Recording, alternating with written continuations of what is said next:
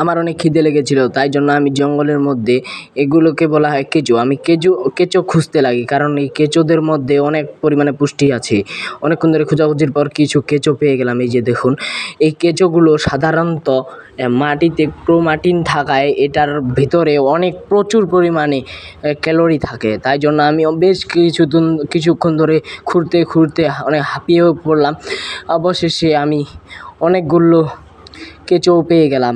এই কেঁচোগুলো সাধারণত মানুষ খেতে পারে, তবে এটাকে ভালোভাবে রেঁধে খেতে হবে। এই যে দেখুন, কেঁচোগুলো দেহ কত পিচ্ছল, এই পিচ্ছল দেহকে আমি কি খেতে পারবো? তাই জন্য আমি নিয়ে নিলাম কিছু কেঁচোকে নিয়ে আমি মুখে যখনই ঢুকিয়ে দিলাম, ওয়াও, এটা তো অনেক ভালো হয়েছে, আমাকে অনেক ভালো লাগতেছে।